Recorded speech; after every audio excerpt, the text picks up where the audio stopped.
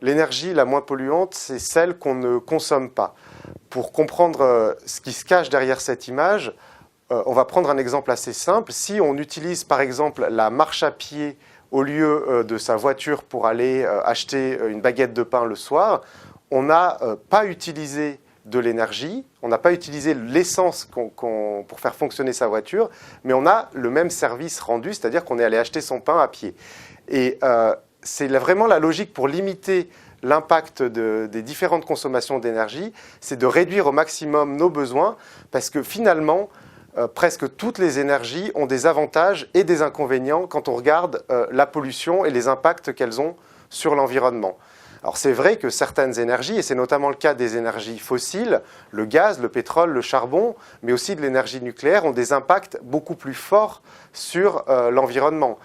Simplement parce qu'elles émettent ce fameux CO2 qui est le principal gaz à effet de serre, mais aussi parce que l'utilisation du charbon provoque des émissions dans l'air de particules toxiques pour les poumons, notamment pour les poumons des enfants et des personnes âgées, mais aussi parce que chacun a en tête l'image des dégâts causés par les marées noires qui sont liées au transport du pétrole. Les énergies renouvelables, quant à elles, présentent moins d'inconvénients d'un point de vue de l'environnement, mais il serait faux de dire qu'elles n'en ont pas du tout.